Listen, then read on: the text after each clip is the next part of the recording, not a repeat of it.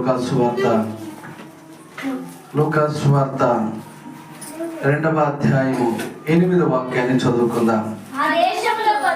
ఆ దేశములో కొందరు గొర్రెల కాపరులు పొలములో ఉండి రాత్రి వేళ తమ మందను కాచుకొని చుండగా ప్రభుదూత వారి యొద్దకు వచ్చి నిలిచెను. ప్రభు మహిమ వారి చుట్టూ ప్రకాశించెను. వారు మిక్కిలి భయపడ్డారు. అయితే ఆ దూత భయపడకుడి, ఇదిగో ప్రజలందరి కలుగబోవు మహా సంతోషకరమైన సువర్తమానము నేను మీకు తెలియజేయుచున్నాను. దావీదు పట్టణమందు రక్షకుడు పుట్టి ఉన్నాడు. ఈయన ప్రభు అయిన క్రీస్తు. ఒక శిశువు చుట్టబడి ఒక తొట్టిలో పండుకొని ఉండుట చూచెదరు.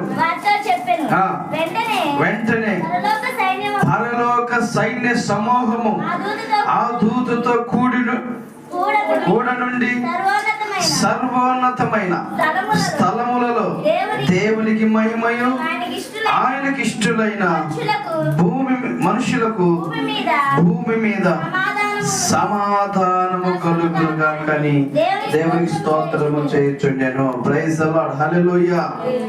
భూమి మీద సమాధానము తెచ్చిపెట్టిన ఏకైక వ్యక్తి యేసు ప్రభువారు. ఆయనకి ఇష్టమైన పిల్లలకు భూమి మీద ఏం కలుగుద్దంట? సమాధానం కలుగుద్ది. గొర్రెల కాపరులు వాళ్ళు మందను కాయుచున్నారు. రాత్రి వేళ ఏం చేస్తా ఉన్నారు? మందను కాయుచున్నారు.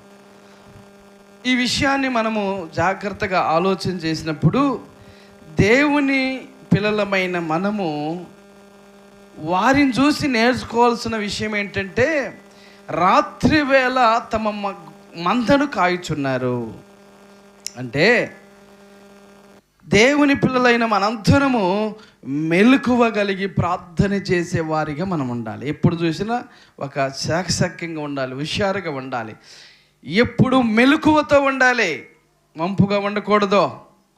దేవుని విషయంలో, ప్రార్థన చేసే విషయంలో, దేవుని సన్నిధికి వచ్చే విషయంలో, పరిచర్య చేసే విషయంలో మెలకువ మనకెంత అవసరమో మెలకువతో మనం ఉండాలి.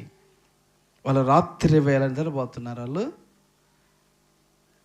సందకాన్ని నిద్రపోవట్లేదు. వాళ్ళు రాత్రి వేళ తమ మందను కాయచ్చు అంటే మెలకువను సూచిస్తుంది.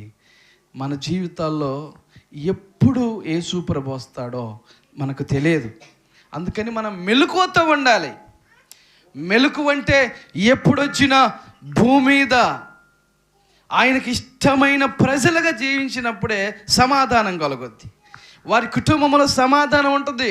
లేకపోతే సమాధానం లేని కుటుంబాలు ఈరోజు మనం చూస్తూ ఉన్నాం. సమాధానం లేదు, ఐక్యత లేదు, సంతోషం లేదు. చాలామంది ఇప్పుడు దేవుని సన్నిధిలో సంతోషిస్తున్నాం. చాలామంది కుటుంబాలు సంతోషం లేదు. కారణం ఏంటంటే దేవుడే లేకపోతే సంతోషం ఎట్ట వస్తుంది? ఆయనకి ఇష్టమైన ప్రజలకు భూమి మీద సమాధానం అన్నాడు కదా. ఆయనకి ఇష్టంగా ఏ కుటుంబం అయితే బ్రతుకుద్దో, ఏ కుటుంబం అయితే మెలకువతో ఉంటుందో, మెలకువ అంటే దేవుణ్ణి వెరగటమే, అదే మెలకువ. కుటుంబం అంతా దేవుణ్ణి తెలుసుకోవాలి. దేవుడంటే ఆ